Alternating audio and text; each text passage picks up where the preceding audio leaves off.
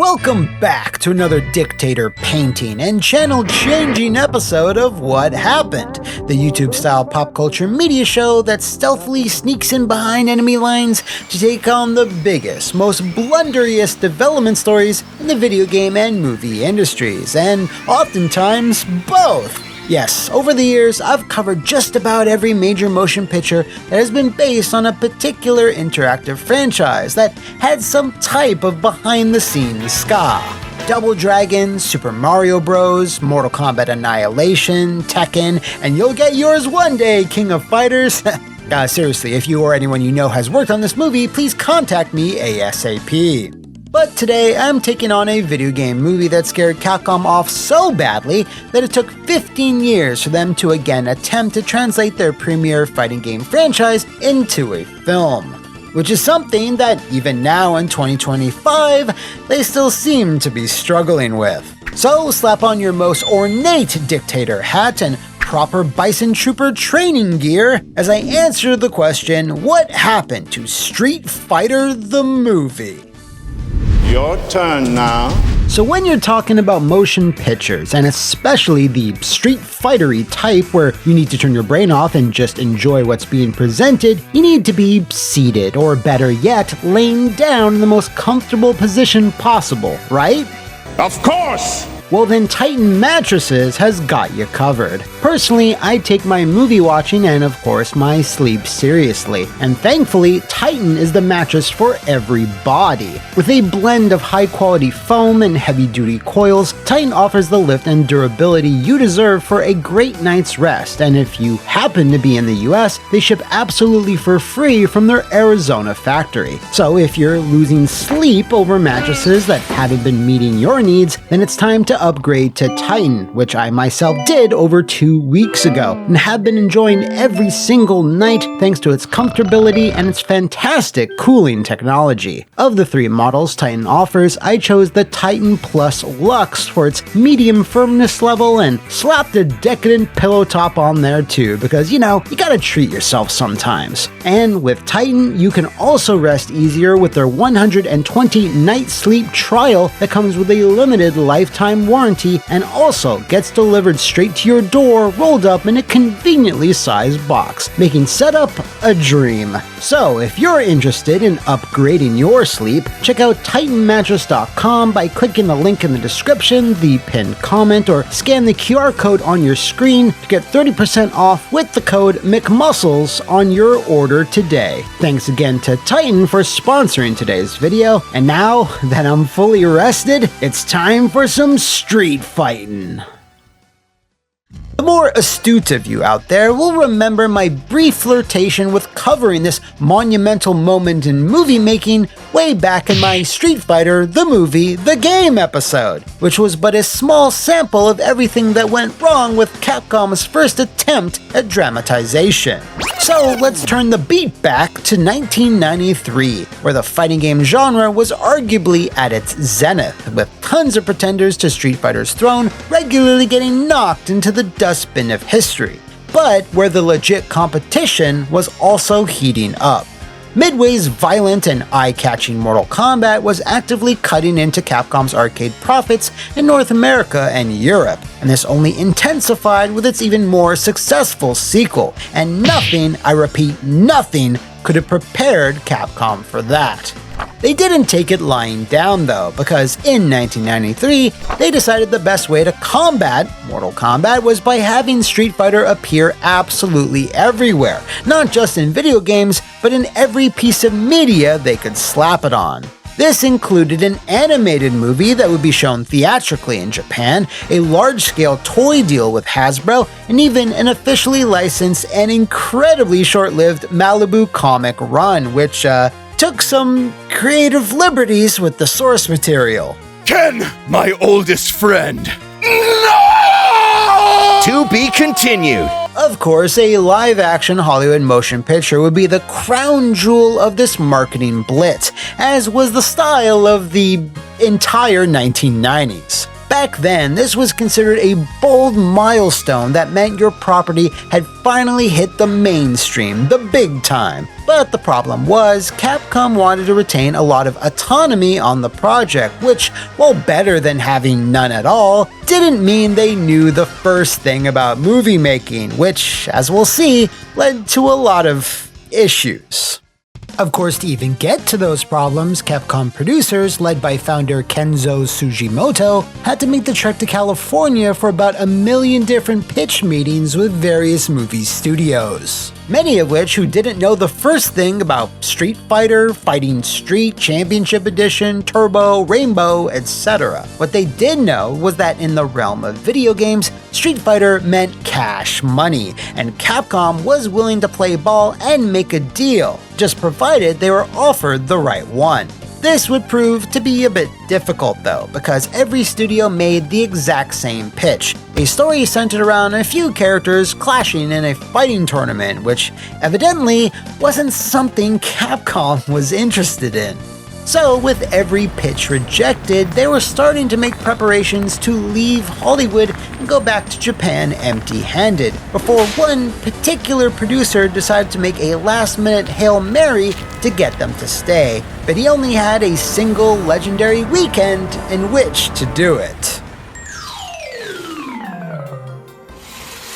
In a great article on Polygon published back in 2014, Chris Plante broke down where the Street Fighter movie was both saved and doomed the very same weekend. The late Ed Pressman, who had an extensive producing career including such films as Blue Steel, Hoffa, and The Crow, knew that Street Fighter was a big deal, so he convinced those same Capcom execs to hear one last pitch that he then had to convince one of Hollywood's hottest writers to hurriedly put together. Stephen E. D'Souza, who had scripted some of the late 80s biggest hits including 48 Hours, Die Hard, Die Hard 2, The Running Man, Commando, pretty much everything that was quotable and explodable. Yippee-ki-yay, motherfucker. After much convincing by Pressman, D'Souza agreed to give it a shot, and received a press kit containing artwork and concept material that Capcom had put together to get him up to speed. And over the course of the next few days, speed is what he employed. He needed to find a way to incorporate as many of the characters in the story treatment as possible, while steering clear of any mention of the word tournament. His solution? Center the entire film around M. Bison being an over-the-top James Bond-esque villain, complete with underground lair and grandiose and frankly ridiculous plans of world domination. This then would set things up nicely for a team of plucky heroes getting led to the charge by Guile.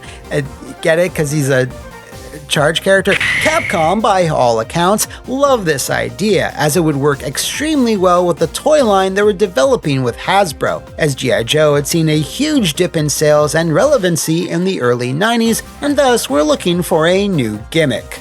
But a bunch of caveats needed to be addressed. D'Souza also wanted to level up to director, which would have netted him a much nicer paycheck. But this was dependent on if Capcom approved of his story treatment, which they did. On Capcom's side, though, they wanted every single character in the Super Street Fighter II lineup to appear in the finished film, which, was a lot. D'Souza rightly balked at this, as it violated a couple of rules of script writing, which he hammered home by asking the room of executives, "How many of the 7 dwarves can you name?" And when no one was able to recite them all, he explained, "There's a reason there's 7 dwarves. There's a reason there's 7 wonders of the world. There's a reason it's the Magnificent 7. 7 is the number of characters an audience can easily keep in its head at any time." Now, this rule discounted the notion of extras with 1 or 2 lines, incidental characters. So that's not what D'Souza had an issue with. He brought this up because Capcom wanted the 16-fighter roster to have significant, robust parts in the film. But if you wanted to tell a story that was narratively, coherent, this number wouldn't really fly. There just wasn't enough time to adequately introduce and explore every character. Because of his reasoning, though, Capcom eventually relented, allowing D'Souza to write the final shooting script around 7 core characters, which was something that would change in the coming months. When it came to casting, it was actually Capcom who okayed Jean-Claude Van Damme to play the central role of Colonel Guile, as the Belgian actor was at the peak of his career, starring in 3 major films in 1993 and off the back of box office successes like Universal Soldier and Hard Target. Bison would be a little tougher to cast, but they knew they needed an established actor who could carry the film with charisma and panache, so Raul Julia of Addams Family fame, among many others, was sent an offer. Initially hesitant, especially after undergoing stomach cancer surgery, Julia's children convinced him to sign on, as they were familiar with Street Fighter's eclectic characters. Now, as great of a get as those 2 actors were, this did mean that a large portion of the film's budget was now locked in, leaving very little left for the remaining parts, so D'Souza had to fill out those roles with working actors, stuntmen, wrestlers, dancers, and anyone he had worked with before. One such person was Charlie Pacerni, who had been the stunt coordinator on Die Hard and thus had a ton of experience with action scenes, something D'Souza lacked, so he brought him on as his second unit director.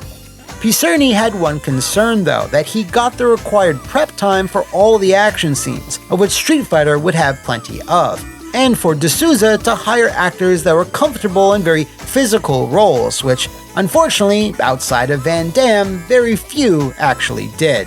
This is because, as time went on and the rest of the shoot was fast approaching, D'Souza kept getting more and more notes from Capcom, informing him that they now needed T-Hawk, DJ, Honda, Dalsim, What's a Dawson? Oh! and pretty much everyone they had originally wanted added back into the script.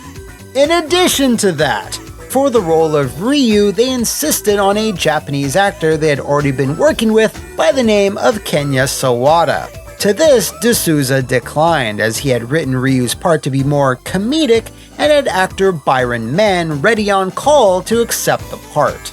Capcom were still aggressive in their desire to include Sawada though, as they were looking to fashion him into their own Sagata Senshiro, so D'Souza compromised by writing a whole new part for him, and thus the legend of Captain Sawada was born. As for the rest of the 11th hour editions, well, since they already had a very tight schedule coming up, instead of arguing the fact and bringing up the 7 dwarves again, D'Souza just threw up his hands and said, yeah, sure, whatever, and started penning in additional characters in a mad fit of exhaustion. He and pretty much everyone that was going to be along for the ride for the upcoming Thailand shoot had the fight of their lives coming up, whether they knew it or not. Most of the production and the cast were shocked when they all met up in Bangkok a few days before principal photography was about to begin, as many didn't initially recognize Raul Julia when he arrived. The surgery he had undergone for his stomach cancer unfortunately caused him to lose a dangerous amount of weight, appearing gaunt and unwell, even though he was in good spirits and ready to shoot. The production did have a plan though.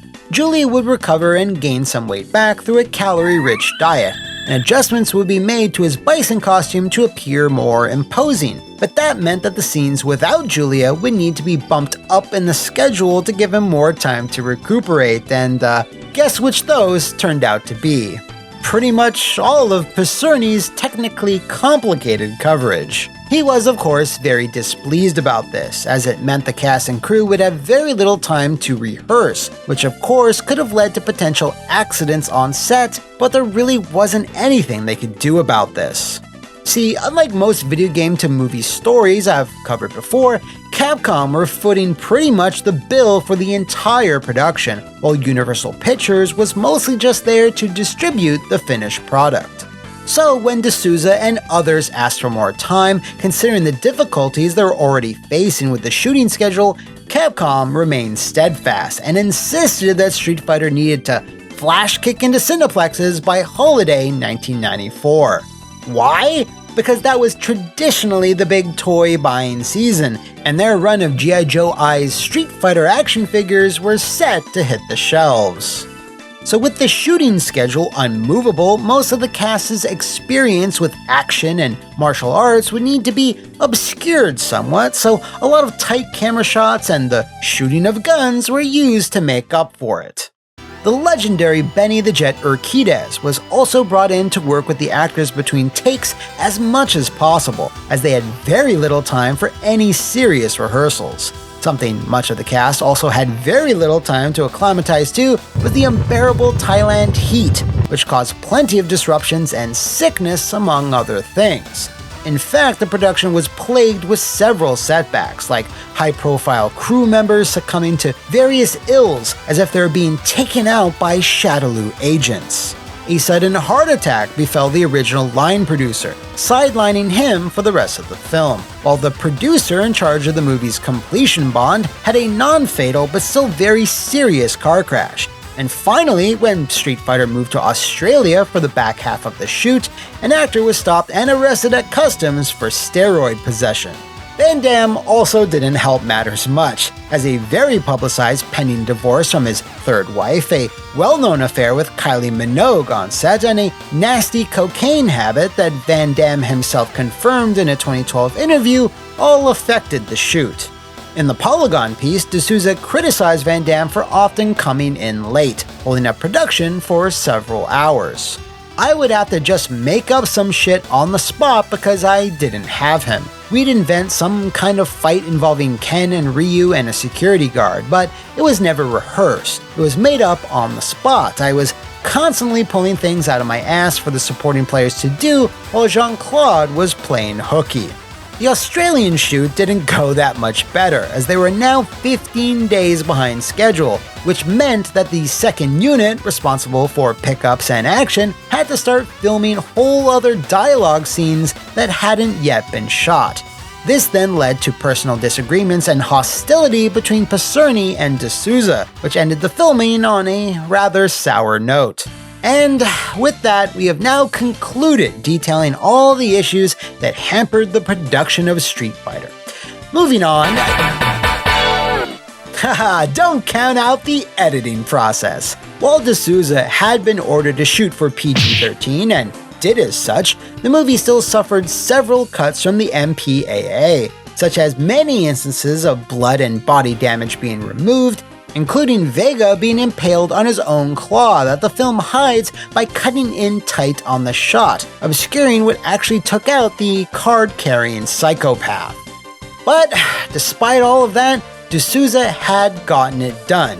He had made Street Fighter on time and on budget, and was quick to tout to the press that this would wash away the taste of the previous year's Super Mario Bros. Look! Those guys will do anything for publicity. It did no such thing. Fans of the game disliked the massive changes to the source material, bemoaning the dearth of actual hand-to-hand fighting and the largely comedic, family-friendly tone. He was a brave man. A true warrior. Critics didn't care for the poor acting, especially on Van Damme's part, and the mass of forgettable characters, as well as the lack of any real tension. The only thing people seemed to agree upon was Raul Julia's performance, which, while hammy, was and still is considered incredibly entertaining, even to this day. But for me, It was Tuesday.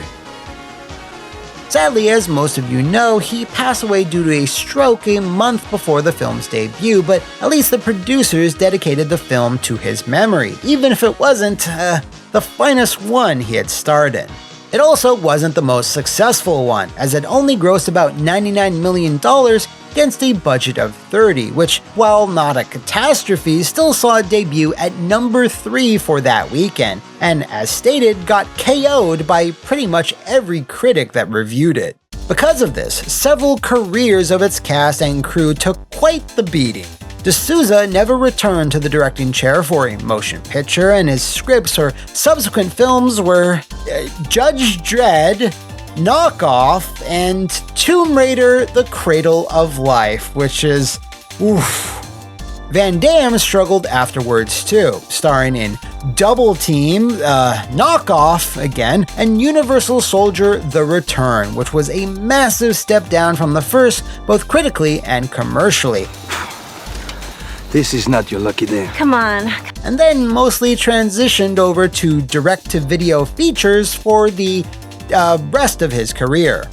As for Capcom, well, after the vitriolic reception to Street Fighter, they focused on anime productions until 2009, where they again, trying to tie into the release of their next big game entry, released The Legend of Chun-Li, a soulless dishwater disaster that, despite setting itself up super hard for a sequel, never got one, which shouldn't be a surprise as it made way less money than the 1994 original. And with that said, I'll end on this next note. While not a tightly scripted, clever, or well-choreographed action film, Street Fighter is unabashedly goofy and great for a nostalgic laugh, and the disappointment I had watching it back in the day has slowly eroded since then, so much so that I, and I imagine a good amount of others, picked up the 30th anniversary Blu-ray for the simpler times of wobbly sets, cheesy green makeup, and bad one-liners that we can relive on any random rainy Tuesday. And if you know of any other skull-cracking stories in the video game or movie industries, let me know in the comments below or enter the fighting streets of my social media. See you next time, and thanks for watching!